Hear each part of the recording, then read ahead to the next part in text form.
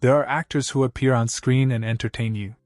Then there are those who become part of your identity, figures so embedded in popular culture that you cannot imagine a certain era of cinema without them. Bruce Willis is firmly in the second category. For nearly 4 decades, he defined what a movie hero looked and sounded like. Not polished. Not perfect. Not invincible in any superhuman sense. Just a regular, wisecracking, bleeding, exhausted guy who somehow always found a way to win. That combination turned out to be irresistible to audiences around the world. But the story of Bruce Willis is not simply a triumph narrative. It is a complex, layered, sometimes painful journey that runs from a stuttering boy in New Jersey to the highest peaks of Hollywood, and then, tragically, toward a silence that no one saw coming. This is the full biography of one of cinema's most beloved and complicated figures. Walter Bruce Willis was born on March 19, 1955, in Idar-Oberstein, West Germany. His father, David Willis, was an American soldier stationed in Germany, and his mother, Marlene, was a German national. When Bruce was just 2 years old, the family relocated to New Jersey, where he would spend the formative years of his childhood. Bruce was the eldest of 4 siblings. Life in the Willis household was firmly working class. His father cycled through jobs, welding, factory work, mechanical labor, while his mother worked part-time at a local bank. It was a modest existence, but not an unhappy one, at least in the early years. Things changed when his parents separated. The breakup fractured the family in a way that left a permanent mark on Bruce. He stayed with his father while his mother took his 3 younger siblings. Years later, he would describe the experience simply and painfully. The family had exploded, and everyone scattered. One of the lesser-known facts about Bruce Willis is that as a child, he suffered from a significant stutter. It was severe enough to affect his confidence and his social standing. School was manageable. He had a sharp mind and did reasonably well in his studies, but the stutter created an invisible wall between him and the rest of the world. That wall came down in the most unexpected way. When a teacher encouraged him to audition for a school production, something remarkable happened. The moment he stepped onto that stage and began performing, the stutter vanished. He spoke clearly. He moved freely. He was, for the first time, entirely himself. That discovery changed everything. Bruce threw himself into school theater with the kind of obsession that only people who have found their true calling can understand. Every performance made him more confident. Every role gave him a new layer of armor against the insecurity that had defined his childhood. He became popular, outgoing, and eventually the kind of student who commanded a room, eventually becoming chairman of his school's student council. The boy who had struggled to speak in public was now the one everyone wanted to listen to. But he was never entirely conventional. He was expelled from school following a fight, and at 19 he was arrested for drug possession. After leaving school in 1973, he spent several years wandering through jobs that had nothing to do with his ambitions, working as a security guard at a nuclear power plant, driving a bus for a chemical company, and even dabbling in private detective work. None of it stuck. The pull of the stage was too strong. By the mid-1970s, Bruce Willis had made his decision. He was going to be an actor, and New York was where that dream would either take flight or die. He enrolled briefly at Montclair State University, which was conveniently close to the city, and used that proximity to skip class and audition for every theater production he could find. Rejection was constant, but so was his persistence. Eventually, in 1977, he landed a role in an off-Broadway production and promptly dropped out of school. The theater paid very little, which meant Bruce needed other work to survive. He found his way behind the bar at a popular New York establishment called Central, a gathering spot for the city's creative community. He was a natural there too. He wore torn t-shirts, wide trousers, roller skates, and a colored headband. He played harmonica, cracked jokes, hummed songs while weaving between tables, and charmed everyone who came through the door. His colleagues gave him a nickname, Bruno, that would follow him for years. His screen career began almost by accident. A casting director spotted him in the bar and invited him to try out for a small part. The result was a fleeting appearance in the 1980 film The First Deadly Sin, in which a young Bruce Willis can be seen walking out of a bar behind Frank Sinatra. 2 years later, he appeared briefly in The Verdict. These were humble beginnings, but they were beginnings. He also began working in commercials.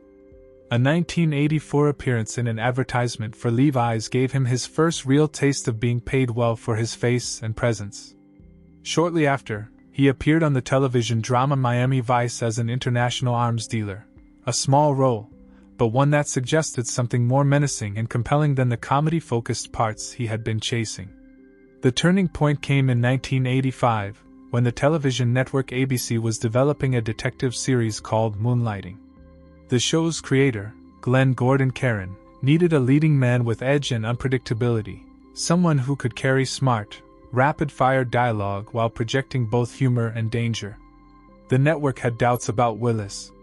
His earring, his punk energy, his rough-around-the-edges quality all seemed wrong to the executives. Caron saw something different. He put Bruce in front of Sybil Shepherd, already cast as his co-lead, and what emerged from that audition was unmistakable chemistry. Bruce beat out nearly 3,000 other candidates for the role of David Addison, a fast-talking private detective who bickered, flirted, and occasionally stumbled his way through cases alongside Shepherd's Matty Hayes. The show was unlike anything else on television at the time. It broke the fourth wall, blended screwball comedy with genuine drama, and gave Willis a platform on which every element of his personality could shine. The series became a massive hit. By the second season, it had earned 16 Emmy Award nominations, and Willis himself won an Emmy for Best Actor in 1987. The stuttering boy from New Jersey had become one of the most watched men on American television. Fame arrived fast and loud. He handled it with the same mix of cockiness and self-awareness that defined his on-screen persona. During this same period, Bruce pursued music with real passion. In 1987, he released an album called The Return of Bruno, named after his old bartender nickname, a collection of blues and soul tracks on which he handled the vocals throughout. The album reached the top 20 on the Billboard 200, with one single climbing to 5th place on American charts, and another reaching 2nd in the United Kingdom. It was a legitimate commercial success, proof that his talents extended beyond acting. He also found love. At a film premiere in August 1987, Bruce met actress Demi Moore. The attraction was immediate and overwhelming. They married in November of the same year, just months after their first encounter, in a decision that surprised nearly everyone who knew either of them. Bruce had a well-earned reputation as a hard-drinking womanizer. Moore saw through that, or perhaps past it. According to her own account, he proposed almost on a whim during a trip to Las Vegas, and somehow it didn't feel like a joke. He gave up drinking and committed fully to family life. Their first daughter, Rumer Glenn Willis, was born in 1988, followed by Scout LaRue in 1991 and Tallulah Bell in 1994. In 1988, Bruce Willis became immortal. Not literally, of course, though John McClane often seemed to defy the odds, but cinematically. Die Hard, directed by John McTiernan, was the film that reframed what an action hero could be. Before McClane, action stars were myths. They were Arnold Schwarzenegger and Sylvester Stallone, impossibly large, barely verbal, immune to pain. McClane was something else entirely. He bled. He swore. He made terrible jokes at the worst possible moments. He was scared, and he admitted it. He was, in the deepest sense of the word, human. Willis had not been the first choice. Schwarzenegger, Stallone, Harrison Ford, and Richard Gere had all been considered and passed on the project for various reasons. When the role was rewritten for Willis, it was transformed in the process. The stoic lone wolf became a lively, emotionally accessible everyman. The result was a film that changed the genre permanently. The box office performance exceeded every expectation the studio had. Willis earned $5 million for the role, a figure that caused genuine alarm in Hollywood at the time. Industry veterans complained that it would distort the economics of the business. The distributor, 20th Century Studios, stood behind their decision, arguing that only Willis could have made the character work, That particular blend of cynicism, humor, and vulnerability was uniquely his. They were right. 4 sequels followed over the next 3 decades, each diminishing in quality, but each confirming just how deeply McClane had embedded himself in the cultural consciousness. Success in Hollywood is never linear, and Bruce Willis discovered that truth with particular force in the years following Die Hard. He was simultaneously one of the most sought-after actors in the world and one of the most difficult to categorize. He resisted the pure action hero label from the beginning, pursuing projects that had nothing to do with explosions and everything to do with character. In Country 1989, a quiet drama about Vietnam's aftermath, earned him a Golden Globe nomination. His voice work in the animated comedy Look Who's Talking gave him a surprise hit that grossed nearly $300 million. But for every success there was a stumble. The Bonfire of the Vanities, 1990, was a high-profile disaster that earned 5 Razzie nominations. Hudson Hawk, 1991, was savaged by American critics, though it developed a devoted international following.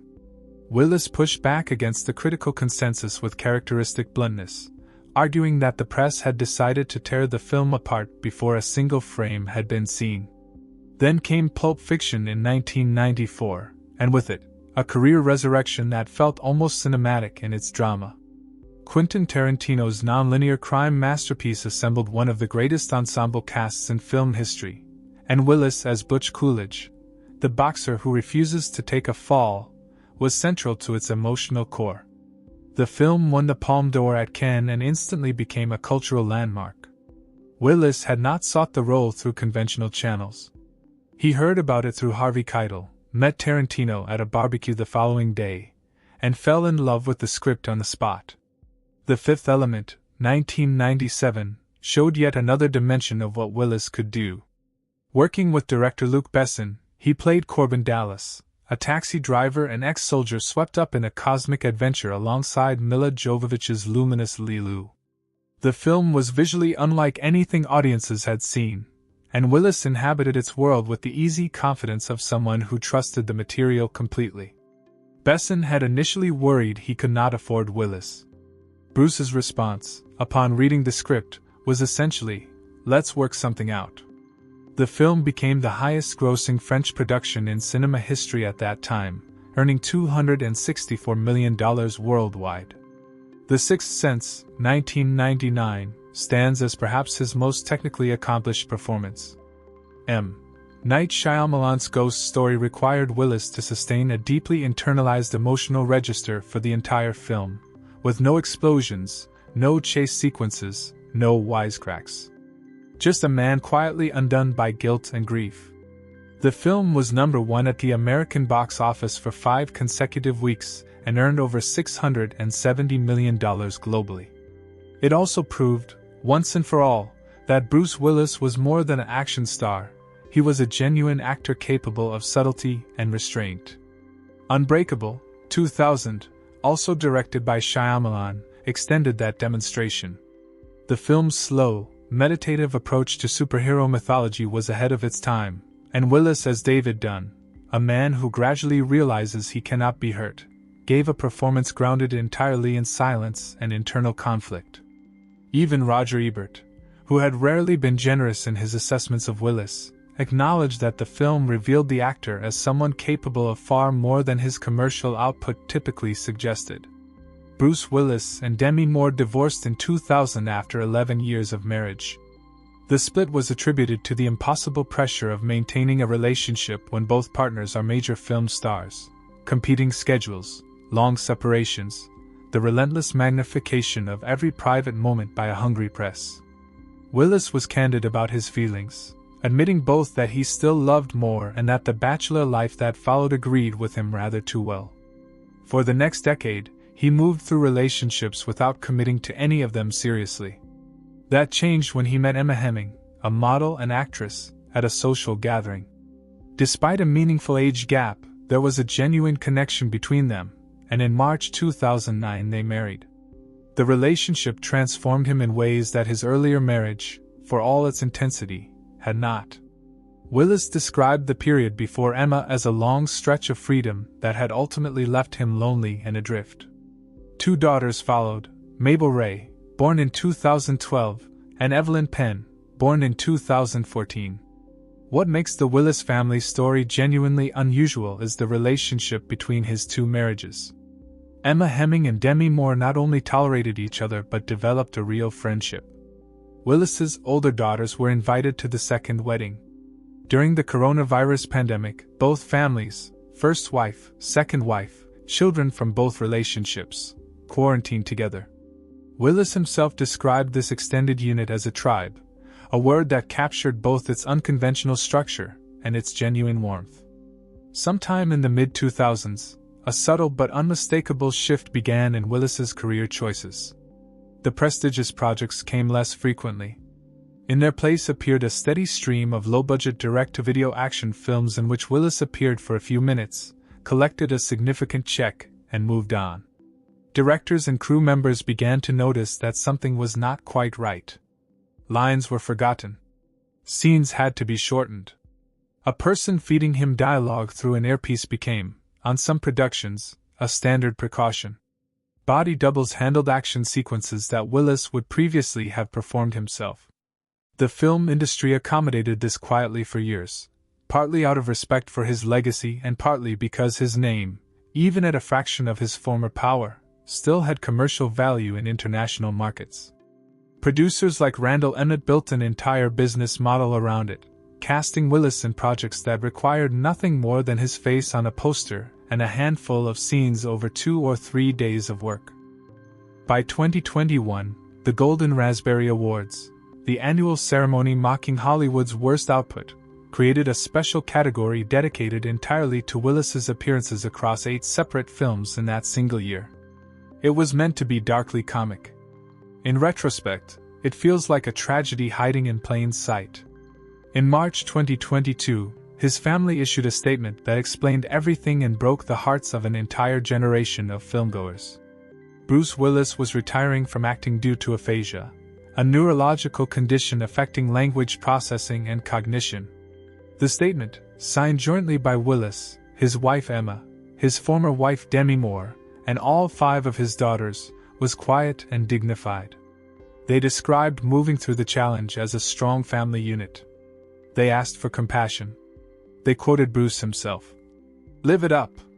The Golden Raspberry organization, to their considerable credit, immediately withdrew the special award they had given him. The announcement had recontextualized everything.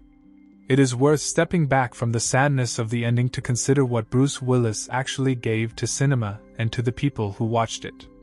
He invented a template for the reluctant hero, the ordinary man thrust into extraordinary circumstances who succeeds not through power but through sheer refusal to quit.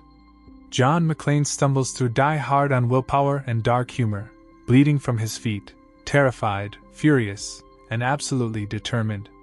That character resonated because it was honest about what heroism actually feels like from the inside. It is not graceful. It is not confident. It is just one foot in front of the other when every rational thought is telling you to stop. Beyond McClane, his career demonstrated a genuine artistic restlessness. He could play broad comedy, Death Becomes Her, quiet grief, The Sixth Sense, stylized noir, Sin City, philosophical science fiction, 12 Monkeys, and anarchic absurdism, Pulp Fiction, with equal conviction.